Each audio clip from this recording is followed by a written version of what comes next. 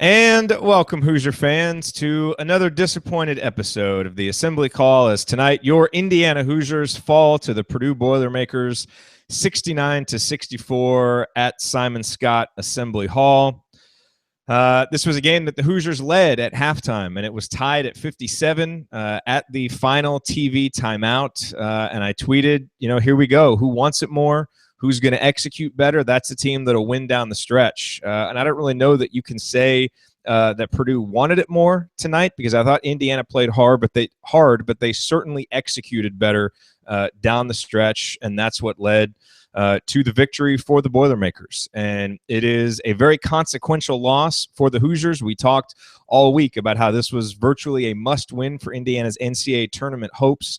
And to start, to have some momentum going down the stretch. And now the Hoosiers find themselves firmly behind the 8-ball, 5-7 in conference play, 15-10 overall, and really needing to turn things around as we head here to the final stretch of Big Ten games to give themselves a chance to get in to the tournament. And we will break all of that down on this episode of the Assembly Call.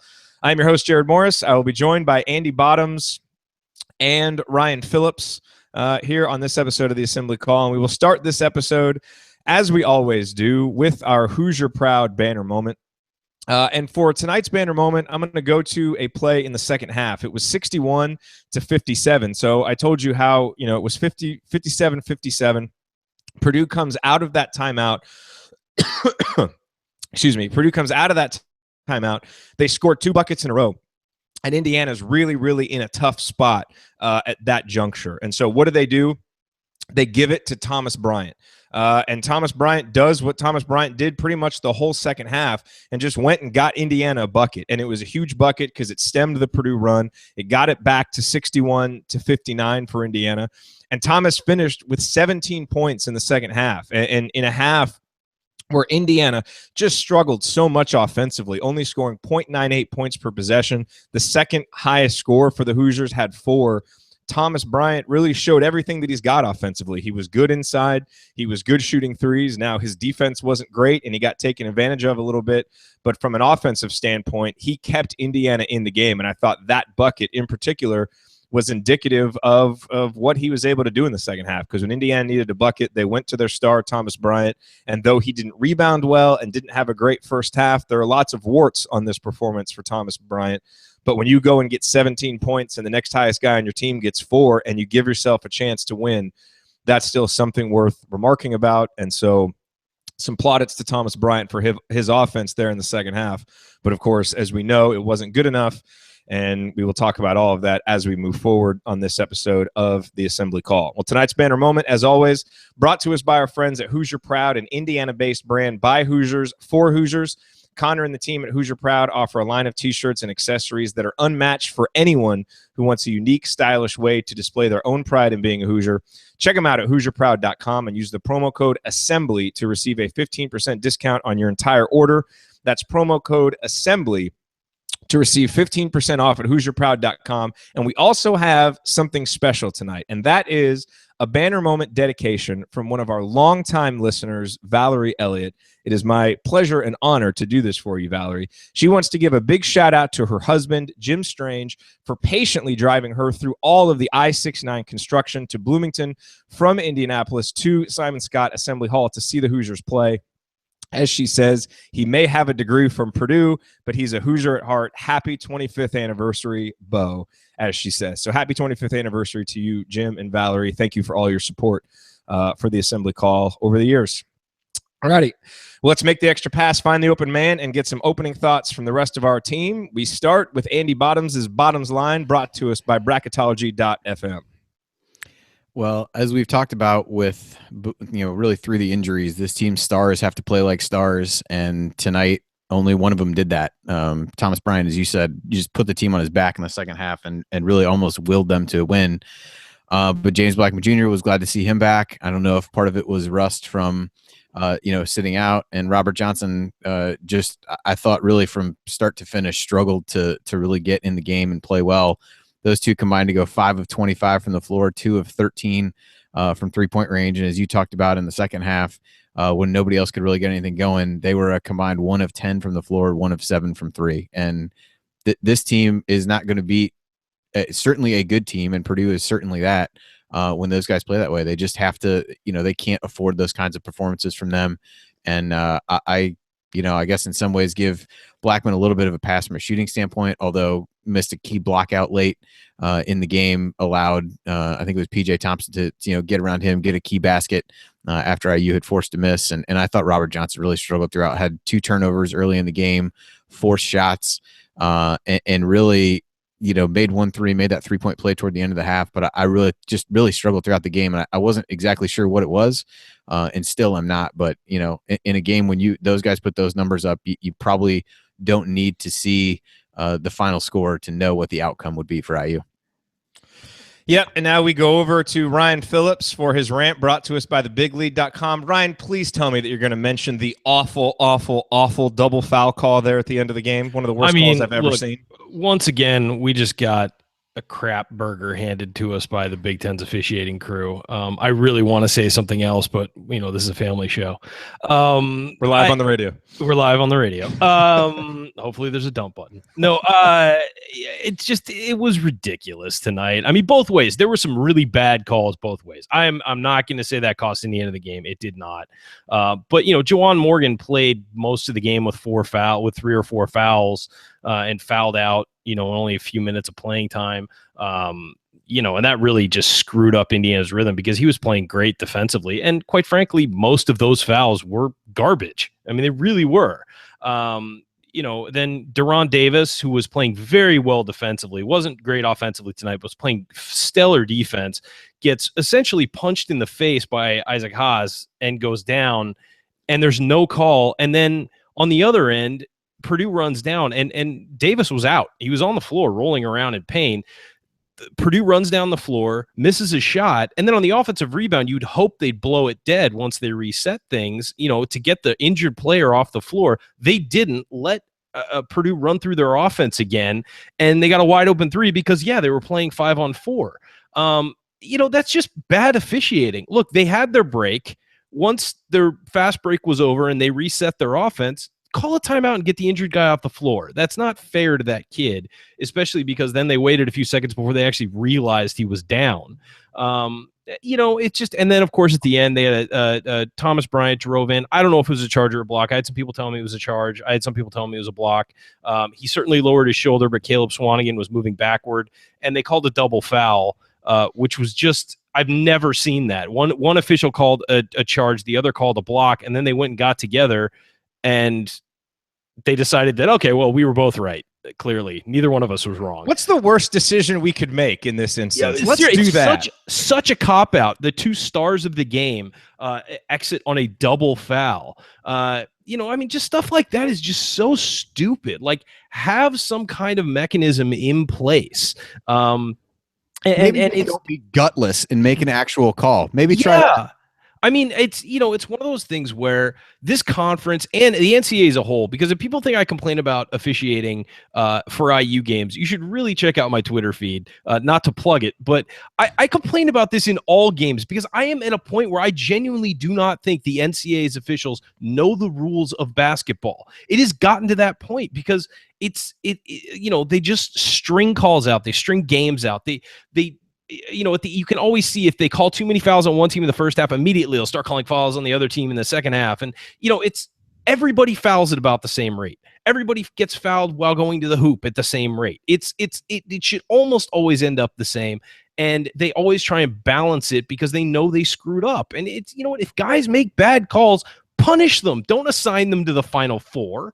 I mean, it's just, it's absolutely absurd. And, I'll talk about the game once we get reset, but Jared got me started on this, so blame him. Sorry.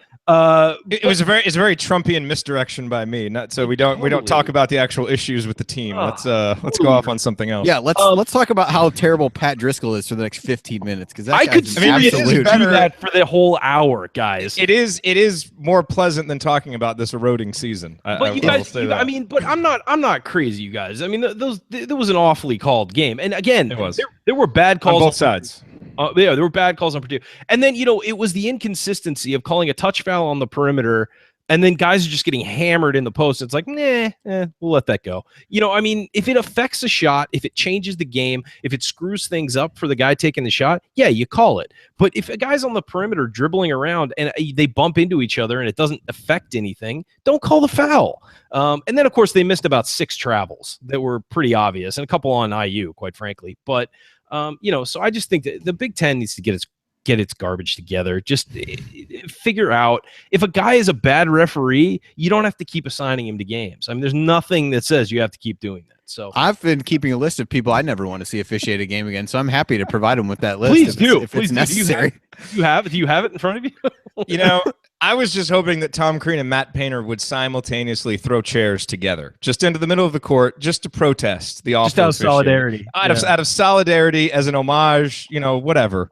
South and Central Indiana coming together. Yeah. Hey, there's one thing that IU and Purdue fans can agree on. It's the mutual hatred of Big Ten officials. So yes. At least we got that going for us. Look, I had some, there was one charge that Swanigan had on Juwan Morgan. I don't know who it was. He ran into somebody. It was I think it was Deron Davis. That was Deron Davis. I know exactly what you're talking about. It was completely not a charge. I mean, he spun into the guy, and Davis, I think, fell down from the contact, but it wasn't enough contact to send a 240-pound Deron Davis flopping like a feather. I mean, should have just called a double foul. Yeah, exactly. Perfect opportunity for a double Why foul. didn't they? I mean, all right. We've got to get on track because I'm done yelling for now. It'll probably come back later, but I'm done yelling for right now. I know. And we have the smoldering embers of Indiana's season right now that we have to talk about because we can't promote a game all week as a must-win and then watch the Hoosiers lose and not break all that down and break down why they lost and what the meaning of this is. And so we are going to get to all of that. I have to say one other positive thing before we get to that and reset and do our sponsor read and then get into a lot of the negatives. I do just want to give a high five to Freddie McSwain because I thought when he came in the first half, he really lifted Indiana's energy again. And we've seen that from him now multiple games. He had 4 offensive rebounds. He had 2 putbacks off of offensive rebounds. And, obviously the guy is limited and can't catch very well when he's making cuts, but he consistently gets in there and makes plays. And a guy that we weren't quite sure what his role was going to be, he continues to provide positives, and Zach McRoberts provided some positives too with, 5 rebounds and just continued to hustle himself into rebounds. So you're going to struggle long-term if those guys are playing significant minutes and they're probably playing more than they should, but they hustled and they battled and they went out there and made plays. And I just wanted to recognize them because look, on a night when, a lot of guys struggled, those guys came through for you with 7 points, 10 rebounds, 6 offensive rebounds against a really, really good defensive rebounding team. Those 2 guys really brought it and played their roles. And if some other guys on Indiana had played their roles as well as Zach and Freddie played in their admittedly limited roles, Indiana might have had a better result tonight. And so we'll talk about that result and what led to it coming up here on the Assembly Call. First, I do want to take a quick minute and tell you about our other sponsor, SeatGeek. Buying tickets online for sports and concerts has been a confusing process for a long time. It's always been hard to find the best deal for that game or show or awful officiating performance that you want to go to. And none of those older ticket sites want to change that. But SeatGeek is different. They've come along and created an amazing app and website that makes it easier than ever for fans to buy and sell tickets. SeatGeek is always the first place I go to look for tickets to a game or concert because everything about SeatGeek is designed to make life easier for sports and music fans. And they have a new guarantee. If you don't like the officiating at your game, you get your money back for the tickets. Okay, that's not true, but how awesome would that be? They also wouldn't make any money because everybody would ask for a refund. Can I get some money for having to watch that? Yeah. Can we talk on a side note, SeatGeek? Just FYI, get in touch with me. So SeatGeek does the price comparison for you by researching multiple ticket sites and ensuring that you get the best possible deal. They do the work, you save the time and money. And best of all, our listeners get a $20 rebate off their first SeatGeek purchase. So here's how that works. Download the SeatGeek app, go to the settings tab and click add a promo code and enter the promo code assembly. And then SeatGeek will send you $20 after you've made your first ticket purchase. So again, download the SeatGeek app and enter the promo code assembly today. All right, you are listening to the Assembly Call IU postgame show. I am Jared Morris here with Andy Bottoms and Ryan Phillips, and we are breaking down Indiana's 69-64 loss to Purdue. Guys, I want to go back to the first half because there was a sequence of possessions in the first half that when I was doing the halftime report, I said, I'm really afraid that I'm going to come here on the postgame show and regret this sequence. And here we are on the postgame show, and I'm regretting it. Indiana went on a great 9-0 run in the first half, and it was the seeds of one of those great Simon Scott Assembly Hall runs where Indiana just outscores an opponent by 14, 15 points, gets a big lead. But they're on this 9-0 run. It's 30-26. And, and they've got a steal. And, they've got a breakaway opportunity. They don't take it. They miss a three-pointer. All right, next possession. Indiana misses another three-pointer, a wide open one from Newkirk. Both of those were good shots. The following two possessions, you had Devontae Green just going out of his mind and taking one of the worst three-pointers I've ever seen, and then Curtis Jones bricking a long one after that. So 4 straight possessions, and mind you, they were getting stops along the way. So all these opportunities to extend the lead, get the crowd into it, get on a big run, and they couldn't do it. And I can't help but think that was a big opportunity to build maybe a 9, 10, 11-point lead that now Purdue has to try and battle back from in the first half. And who knows how things are different. Because it's very easy to look at the final 4 minutes and know Indiana's execution wasn't good. And obviously, you lose the game when that happens. But there were some sequences there in the first half where I thought past Indiana teams have taken advantage. This one just wasn't able to kind of hit that dagger shot during that run to make it a true huge run that we've seen.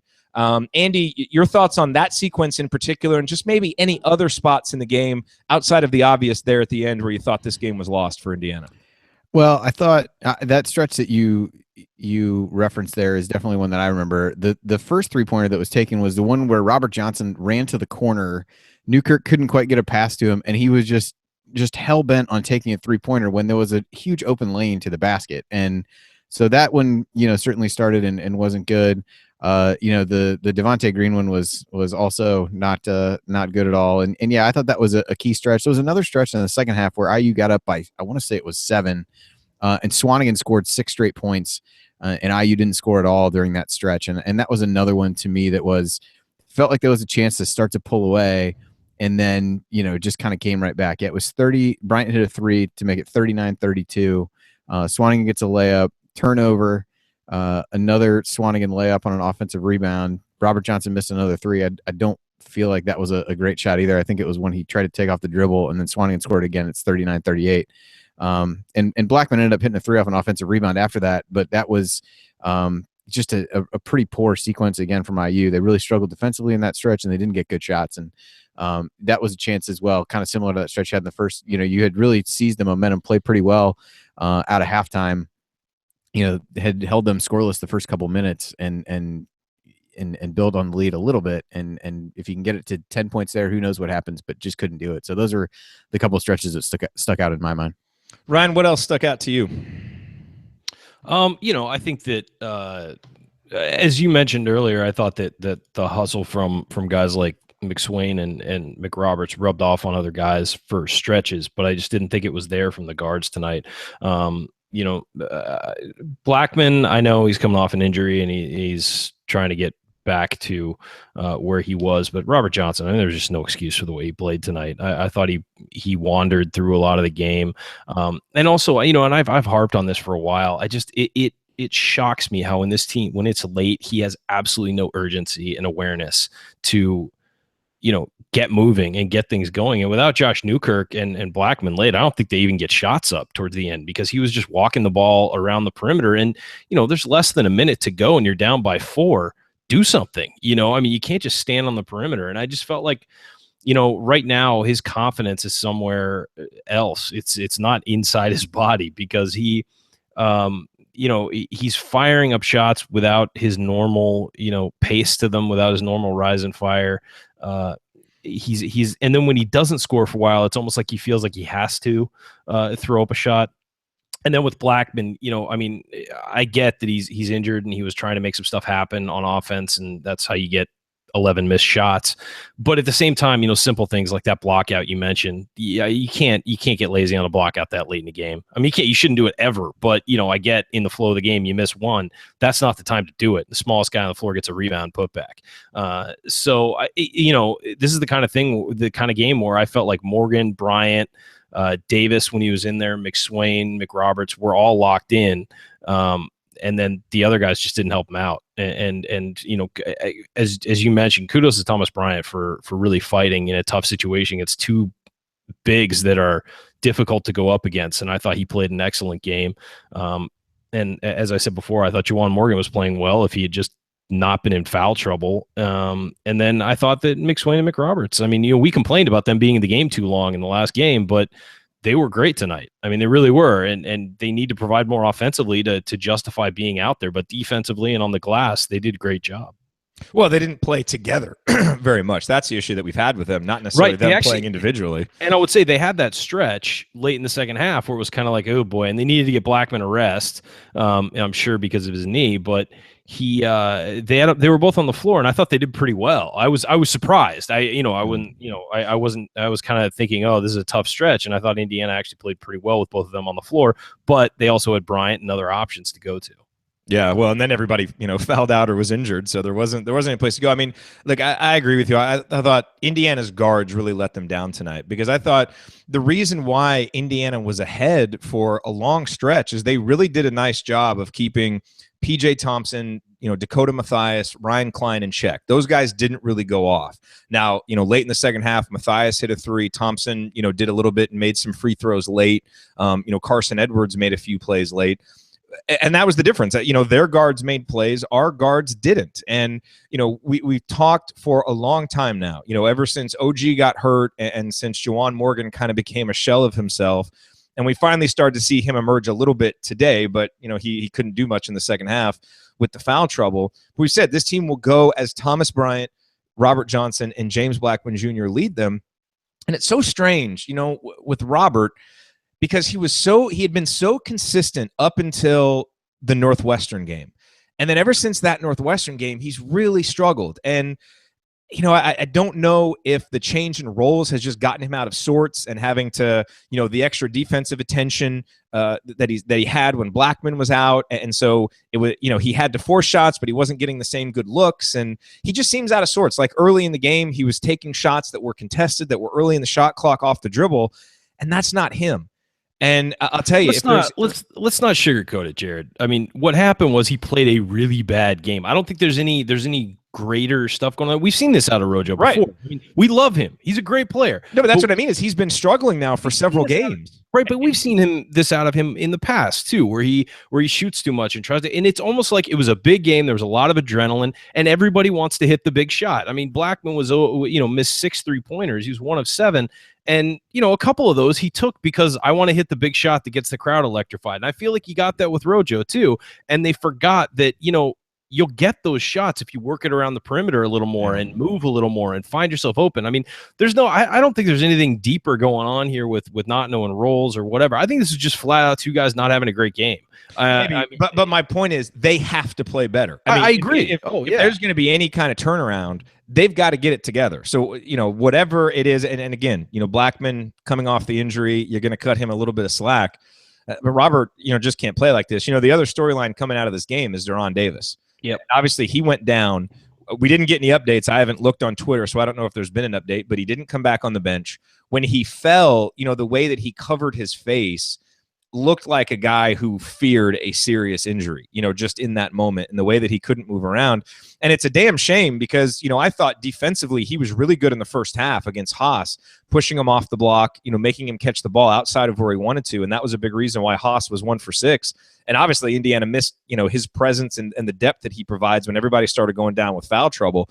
I think his presence could have made a difference at the end of this game, and it'll make a big difference down the stretch.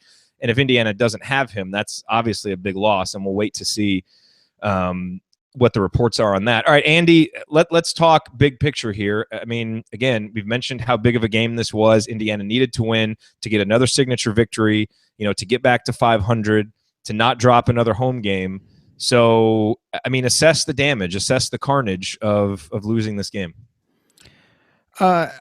It's one of those where it's still a little bit odd. I mean, I think if the tournament started today or tomorrow, I honestly think IU would still be in, which kind of defies logic, but speaks to just how poor the bubble is. I mean, I tweeted something out earlier today that I looked at the Pomeroy projections for the top 6 leagues, and I think over 41% of teams in the top 6 leagues are projected to finish 9-9, 8-10, or 7-11. So, I mean, this year is the picture of mediocrity in these leagues, and so those wins still hold up. The problem becomes if you ask me if you wanted to project out the end of the year, what happens on the stretch and whether this team makes it or not, I would be inclined to say no. Because they have to find a way to get back to 500 in the league, and that now entails winning 2 road games, and they've only won one so far this season, and there aren't any gimmies really. As you look down here, certainly Iowa's been kind of frisky of late. Took Minnesota to I think double overtime last night.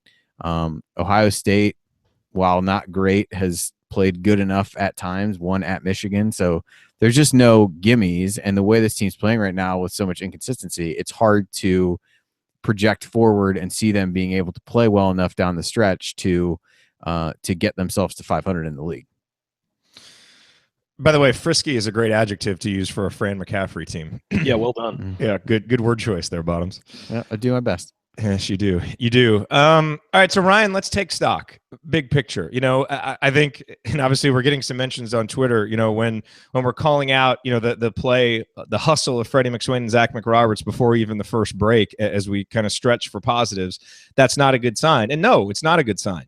But in this particular game, that was a positive that helped Indiana, and there just weren't a lot of other positives, and that's part of the reason why Indiana's in this position. So I think to me, though, that's part of the story. I mean, what the complementary pieces on this team tonight, I would say, did what you needed them to do to win a game like this. Yep. I think that underscores the issues with the other guys that they really needed a lot from and didn't get it. So I think there's multiple reasons to bring that up, but I thought those guys did play well, and that's what you need in games like this. Those guys to really pick it up and play well. Even complementary guys like Morgan and Newkirk, I thought gave good minutes and made some big plays. I mean, that to me was the story. You got everything you needed out of everybody except the 2 guys that we talked about.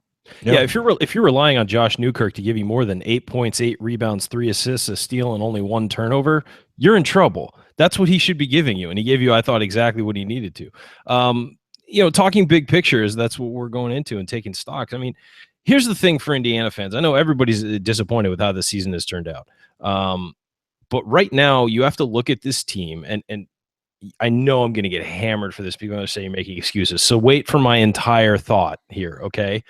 Coming after the break. This team right now is playing without 2 of its starters from what was projected at the beginning of the year. Colin Hartman, a guy who can clean up a ton of mistakes on both ends of the floor for you, and a lottery pick in OG Anunoby. You're missing them both. So you have to readjust expectations. I'm not saying bubble tournament team expectation, but I'm just saying you have to. This team was not going to win the Big Ten title without those 2 guys. I don't think. I think they had a chance. If everything went right after Hartman went down, you could do it. Once OG went down, no. You have a banged up Juwan Morgan. He's been banged up for weeks. We know that. I thought tonight was the first game he actually looked like himself in stretches, and he was in foul trouble all night. You've got a banged up James Blackman Jr. You've now got Deron Davis possibly hurt. So you have to understand where this team is at, okay? Is it excusable to lose at home to Nebraska? No, absolutely not. That's inexcusable, and that was a bad loss. Right now, IU over the last 2 games has competed and come out and hustled and played relatively well against Wisconsin and Purdue, 2 very good teams. I hate saying that both those teams are good teams, but God, I mean, they are, though, legitimately. They played really well against Maryland and probably should have won that game. And then, they didn't play well in some other games like Northwestern and Michigan. Those were inexcusable efforts. I've used that adjective about this team numerous times this year. But this team losing close games to Wisconsin and Purdue, quite frankly, is about where they should be considering the personnel issues right now. So what we have to understand is that the key moving forward is to maintain the level they had tonight, especially in the first half. That was a pretty good first half of basketball for Indiana. To maintain that level, you can beat Michigan. You can beat Minnesota. You can beat Iowa. You can compete and possibly beat Northwestern. And then you've got an at Purdue and an at Ohio State. The problem is we haven't seen consistency out of this team. But if that first half effort and a stretch of the second half can feed over into those other games, this team has a chance to turn things around in a positive manner. The problem is, I don't think anyone has any confidence they will because they've been so wildly inconsistent. But again, as Andy said earlier, if you listed the stats for the guards tonight to people before the game, you'd have been like, oh yeah, Indiana lost by like 20. But they were able to keep it close. They were able to do things that other teams haven't been able to do, like not let Haas and Swanigan just destroy you. Swanigan was good, but he wasn't phenomenal. It wasn't one of his better games. You let Edwards destroy Edwards you. went off. Yeah, no, I mean, and that's the thing, though, is that you're so short-handed. Edwards is a guy that OG Anunoby would have guarded. I mean, that would have been the guy he defended all game. And so it sucks to look at it and say what you don't have, but I'm just saying people have to readjust their expectations with this team without a lottery pick and without your lone senior who could clean up a lot of stuff on both ends of the floor. This team needs to turn it around. It needs to play better, but people need to realize this isn't the roster of a national champion right now. So I think we need to readjust the way we're looking at this team. It should be a tournament team easily. So if it doesn't get in, it doesn't get in. And that's a failure.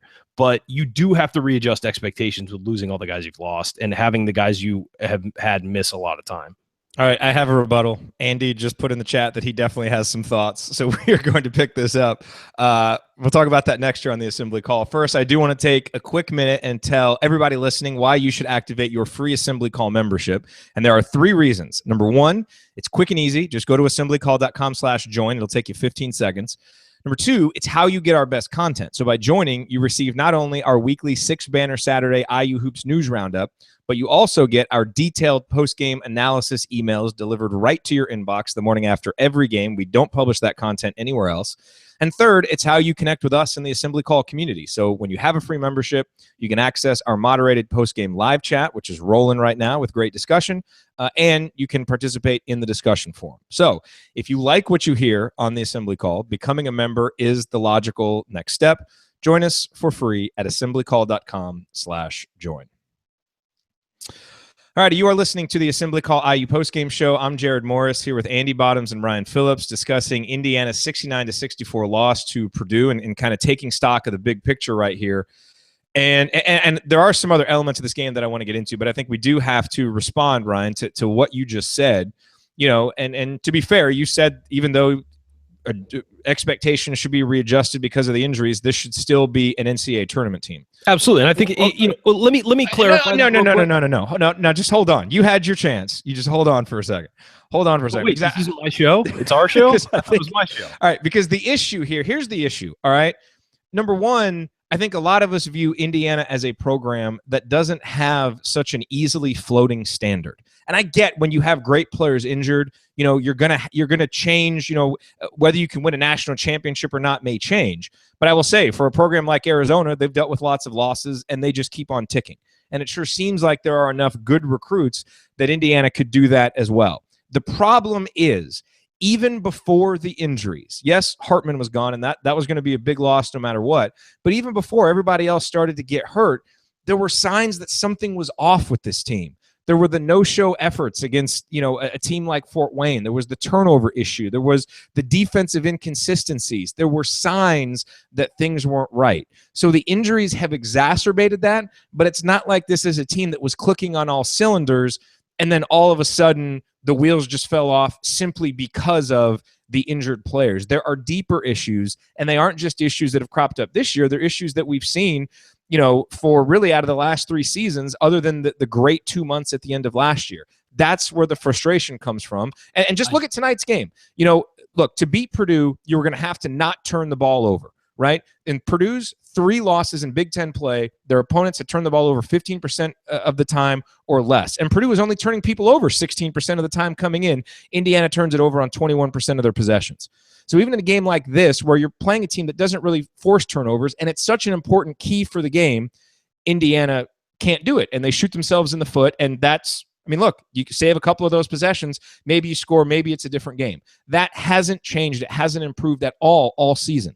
And whether guys were injured, whether guys were healthy. So that's where I think those excuses and explanations fall a little bit hollow, because people saw what the team was before the guys got hurt, and they weren't satisfied then. Andy? Yeah, I mean, I guess I would have. I think you stated it well. Yeah, I mean, tonight 6 turnovers in the first 9 minutes when you know that that's what you need to do is protect the ball. Another stretch in the second half, 3 turnovers in 3 minutes, 3 more in the last 5 minutes in crunch time. And I think that's the one thing. So 2 things I would say. One, they were losing. I mean, Nebraska, everybody's there, they lost. Louisville, everybody's healthy, they lost. Wisconsin, everybody's healthy, they lost. Maryland, everybody's healthy, they lost. Butler, everybody was healthy, they lost. So I mean, that key stretch there, you lost 5 out of 8 games when everybody was healthy. So I get the injuries. The second point is, if you can play well enough without the guys that are hurt to be sticking around in these games, you got to execute down the stretch. This team's 2-5 in games that are decided by 5 points or less. And you saw that tonight, and you saw that against Wisconsin. They had played well enough to be able to win these games, and they could not execute simple plays down the stretch. They get into offense, and they have no idea what they're doing. It ends in a the Blackman turnover. Take a timeout. You've got, I think Alex Bozier tweeted that you got 3 timeouts left. It's a critical possession. It's clearly going nowhere. The ball isn't getting inside the 3-point line. Get basically a shot clock violation when he loses the ball and has to foul somebody. Can't make blockouts. Can't turn the ball over 3 times in the last 5 minutes.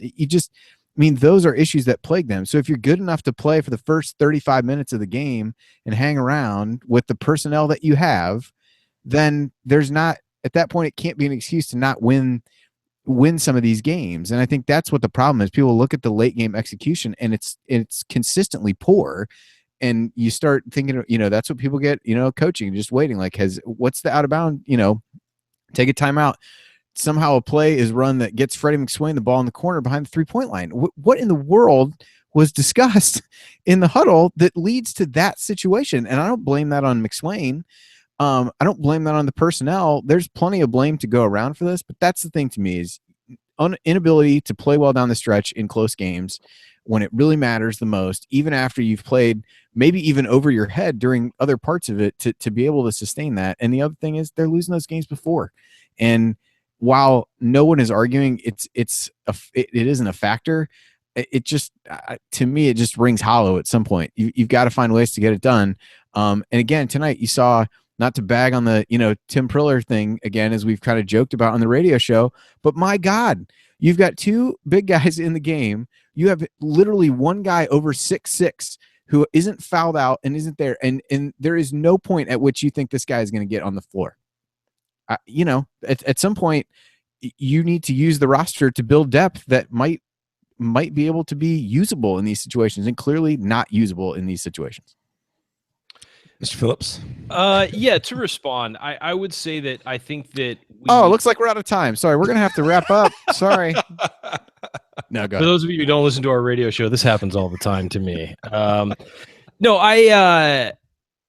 why aren't you listening to that radio show? You have no excuse. I think that Indiana, with everybody, played a stretch where I think they played, the loss to Wisconsin was not a bad game. They whipped Illinois, lost to Maryland, beat Rutgers. The loss to Wisconsin wasn't a bad game when they go down 13-0 right out of the gate. Well, I thought that, that start was awful, but it was a competitive game for a long stretch of it. It wasn't like they lost by 20. Okay. I'm not saying it was their best game of the season, but it wasn't Louisville. Well, that was another one though, where they were close down the stretch and then they let it get away from them. I agree. Another one of those cases, even though that didn't fall in my 5 point. No, I will not. So Wisconsin, Illinois, Maryland, Rutgers, and Penn State. It's 5 games in a row. They played relatively well, and they were getting better. OG Anunoby got hurt. James Blackman Jr. got hurt. Juwan Morgan was hurt through a couple of those games. I'm just saying it as soon as this team looks like it's getting in a rhythm, something happens. That Michigan State game, we all think they played pretty well in that one when they won. But at the same time, that might have been a high as a reaction to one of your guys going out and you stepping up. And then they had the letdown against Michigan. I just feel like I'm not disagreeing with anything that you guys said about the way this team was playing before, and that, and the injuries not being the thing that changed the season. I get that. What I'm saying is long-term expectations for this team have to be adjusted. And people are wondering, you're praising hustle. Well, yeah, these guys are undermanned. They are. There's no question that when Deron Davis goes out in this game, you have literally nothing else inside because Juwan Morgan's on the bench and out. As Andy said, you've gotten one guy over 6'6" who can actually see the floor, yeah, we're going to praise some hustle, because guess what? You're using a walk-on and a junior college transfer who's barely played this year against the number 16 team in the country. Yeah, we're going to praise their hustle because you don't expect much else from them. And so that's why you've got Josh McRoberts as a member of this team, and in some cases a starter in some of these games. That's not planned for. This is an emergency situation. So I'm just saying that I agree. All of the issues are there. All of the issues that we've seen before, a lack of execution, guards not knowing what they're doing, guys not communicating. Before the last two games, really poor defense. I thought they played very good defense against Wisconsin, a very, very good defense against Purdue. It wasn't enough to win the game, but I thought they played much better. But all of those issues are still there. I'm not excusing the coaching staff. I'm not excusing the execution or anything. I'm just saying that long-term expectations for this team have wildly changed. And I think that people getting really mad that they lost on the road to Wisconsin and at home against Purdue are missing the fact that those are very good teams, and this may not be a good team anymore, a better than decent team anymore, with the losses and with the fact the guys that are injured and all that stuff. But still, I agree. They had their chances to win this game. They had their chances to beat Wisconsin. They should have beaten Northwestern and played like garbage. I mean, they shouldn't. There's no reason they should ever show up and lose to Michigan like that. I mean, it's I'm not excusing any of that. I'm just saying that people have to understand where this team stands now, to act like this team out talents Purdue in every way and lost. I mean, that's not, it's just simply not true based on the evidence and based on the roster construction at this point. I mean, I agree it's important to be realistic because the games go on. And so if, as a fan, you're going to keep watching the games, but there's nothing that the team can do for those 40 minutes to satisfy you or make you happy, then there's really no point in watching the games. It's better to just chalk it up as a lost season, be disappointed in the big picture, a thought process that you would be perfectly fair in having given where we are. But I do think it's important to take each game, as they come. And to me, this game is a lot different than on the road at Wisconsin, because the expectations of those two games are different, and I thought Indiana really went up there and gave a pretty good effort against Wisconsin. They gave good effort tonight, but it just, I mean, you're at home. And again, like, you can change expectations, do all of that. There is enough talent on the floor for Indiana to expect that you're going to go win a home game. And so anytime Indiana loses at home, it's fair to be disappointed. Anytime Indiana enters a home game as an underdog, we should kind of be questioning where the program is at, because that's not a good sign. By the way, and I think that's why people are frustrated. Where was the crowd tonight? I mean, this is the biggest game of Indiana's season. To me, I don't know about you guys. I thought it sounded silent. Will said it was quiet all night. I mean, yeah, I really thought that stretch in the first half is where the crowd would have just blown the doors off. And I thought when Indiana didn't capitalize on that, because look, here's what's happening right now is Indiana fans are expecting the worst, because that's what they've seen from this team right now. And so I think it's different than the North Carolina game when everything seemed possible, and even different than the Michigan State game when still, that game was kind of a turnaround, and I think they'd won 4 out of 5 at that point. I think it's not apathy yet, although that could set in after a loss like tonight, but it's severe apprehension, and I think that's what we saw tonight if it was a little bit muted. Yeah, I didn't at any point feel like the crowd was affecting the game. I really didn't. And I mean, I wasn't in the arena, I know, but from people I was messaging with and stuff, they just seemed like, it was really muted, especially because it wasn't vintage. Yeah, I mean, it wasn't a vintage especially because it's the rivalry game. I mean, I get what you're saying if it was, Iowa or someone like that, but this is Purdue. I mean, I don't care if you only won 5 games all year, you got to get on Purdue. And it just felt like a weak crowd and really not a lot of enthusiasm. And I'm not bagging on the fans. I'm just saying, I get the feeling. You feel like, the season's lost and maybe not going in the right direction. It's hard to get yourself fired up. There are two types of fan energy. There's enthusiastic energy and there's anxious energy. And tonight I thought we had an anxious crowd.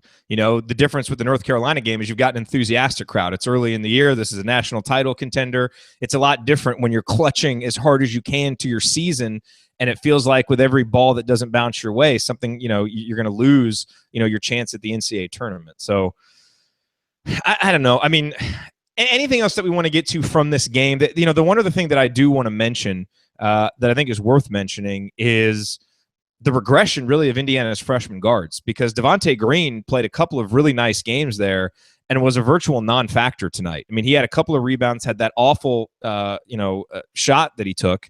No, he didn't even have any rebounds. I'm sorry. He just had that one bad three-pointer that he took. Coming up to now, he had been good for a nice assist or two every game, making a couple of plays. We didn't see that.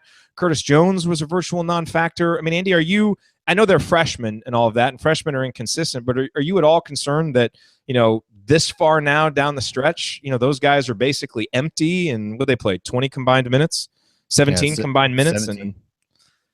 I was shocked to look at this and see Jones play 12 minutes. He was, I guess, virtually invisible by that, by that measure. I was truly stunned when I looked and saw that. I'm not really sure what it is. I think the problem is they're trying to play both of them, and it felt like for a little while, part of that was Jones was injured, that Devontae Green, even started a game here and there, and I think, I don't know, it seems like a situation where when the other three guys are healthy, do you really have room to play five guards at this point? And McRoberts is kind of in that, kind of in that same boat, and it feels like, in a sense, trying to play both to keep everybody happy. Maybe, I don't know what the reason is, but you need to figure out one guy to kind of ride a little bit and let play.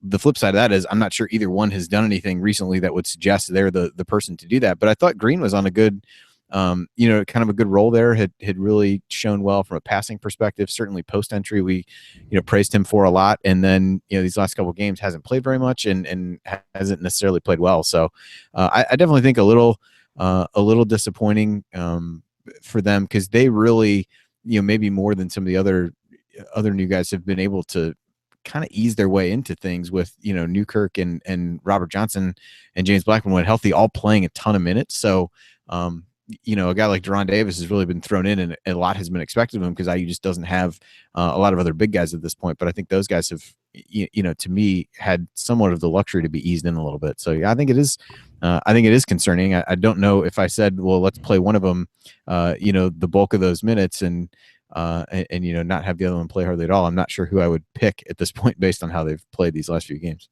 By the way, we have a little chat that runs alongside our show so that we can discuss what topics we want coming up. And every now and then there are just some great exchanges in there. So I asked Ryan what he wants next, meaning topic, and he immediately replies whiskey, which I think speaks for all of IU fans right now. Give us I want to dive into Chronic Hoosiers private stock right about that.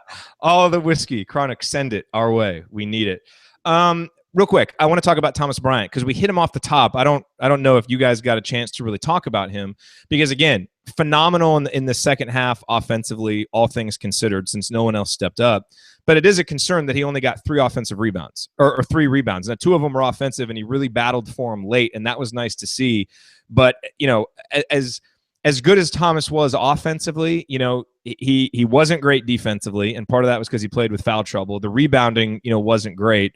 But, obviously, when you look at the list of negatives from tonight, Thomas is not very high up on the list. So overall, a good performance for him. What else did you guys see? And did you think Indiana should have gotten him even more shots in the second half, given the fact that no one else was doing anything? I thought Purdue actually did a pretty good job overplaying him on the block late as the game went on. They did double pretty hard a few times.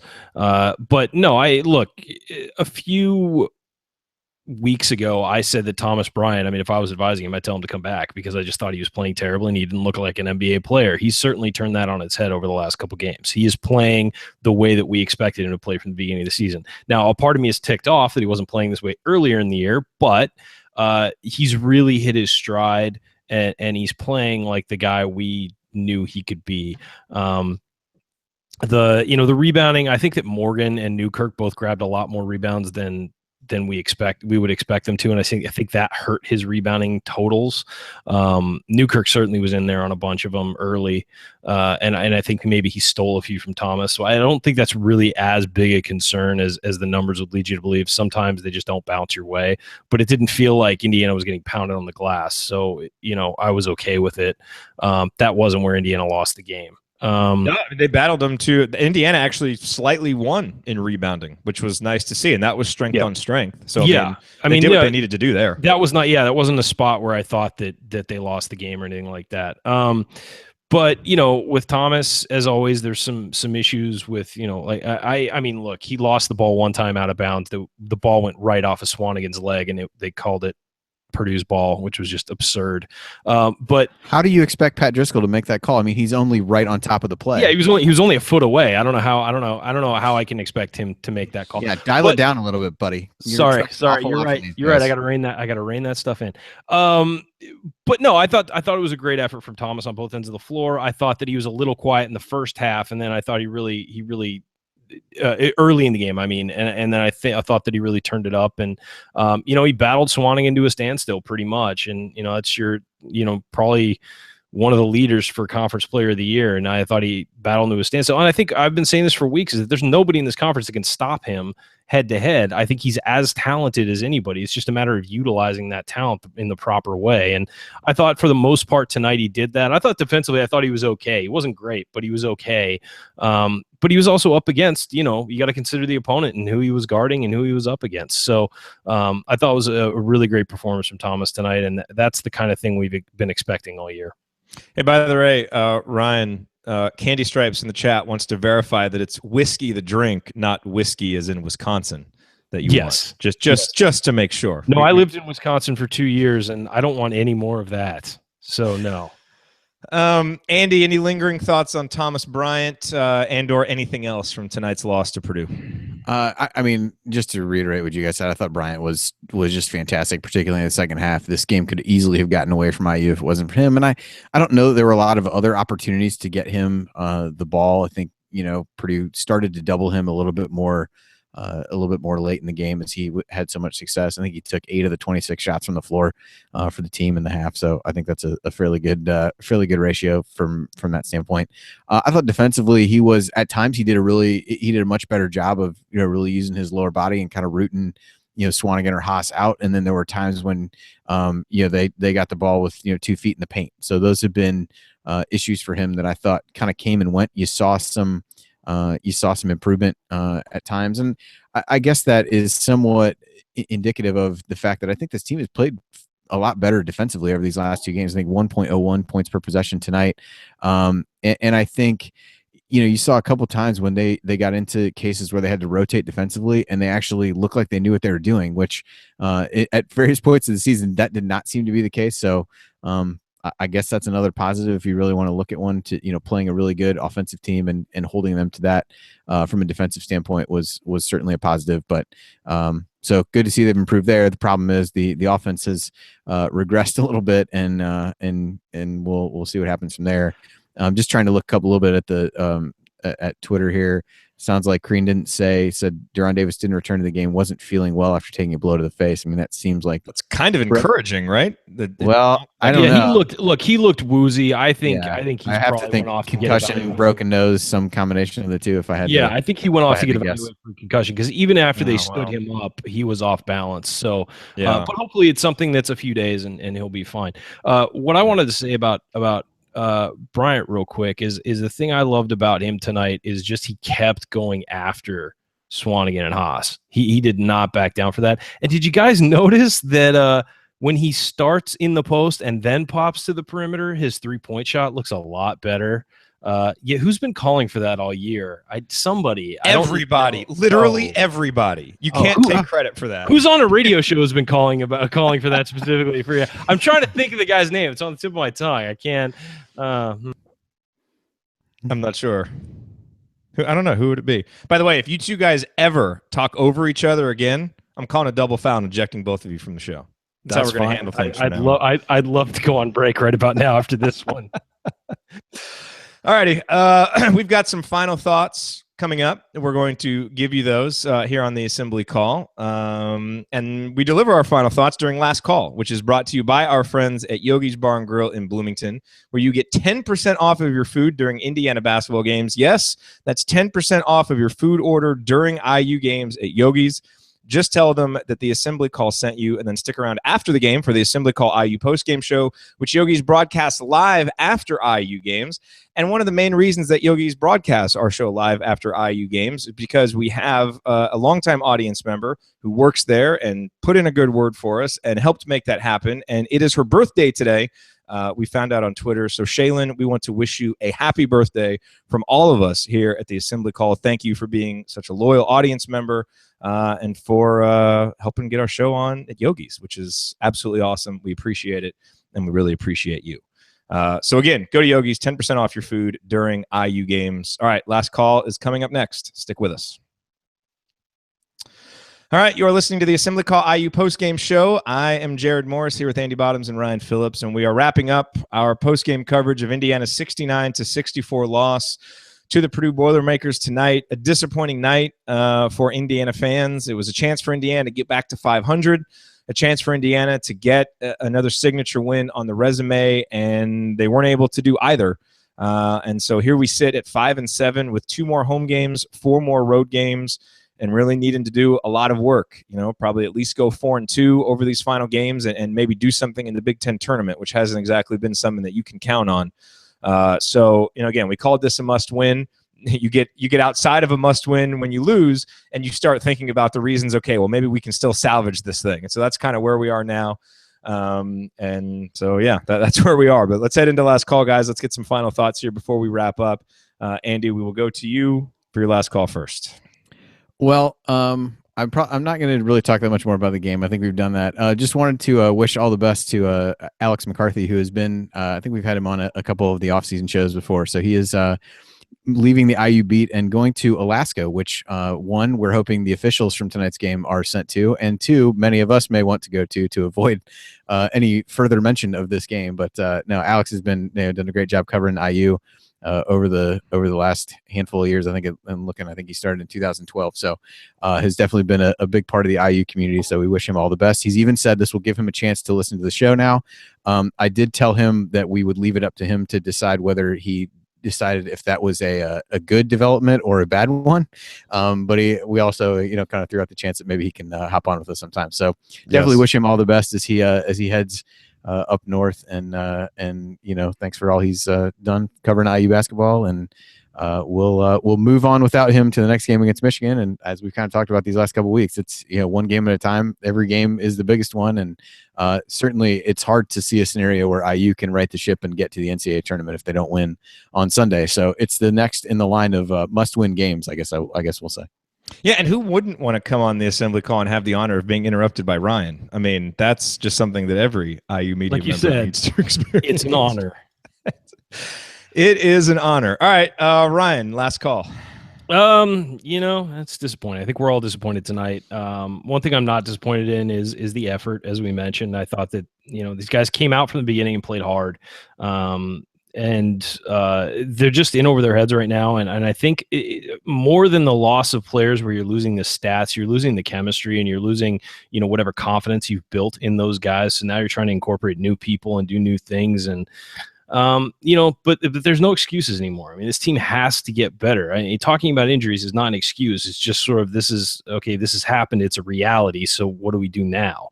And I think that this team really needs to figure it out, because this team is too talented to miss the NCAA tournament. It's too talented to finish under 500 in the Big Ten. It's too talented to, be a one and done team in the NCAA tournament.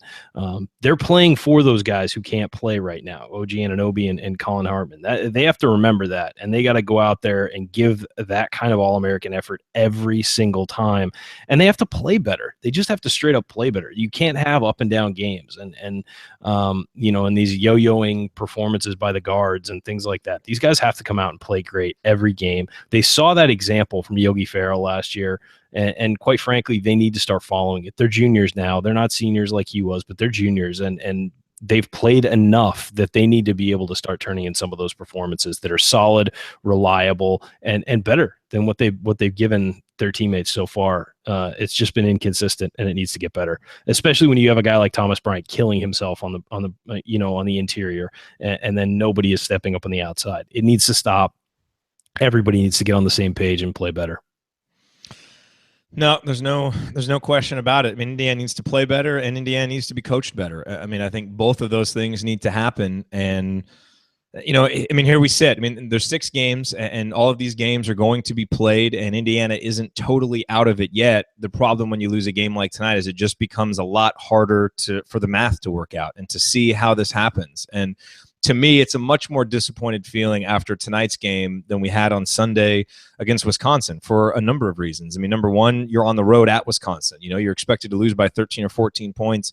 You know, you grit it out and you lose by 5 in a game you felt like you had a chance to win. Plus, coming off that game, you knew you were coming home with a chance to still score a big victory against your arch rival, and you don't do that, and you lose at home, and you lose to Purdue, and you drop to 5-7.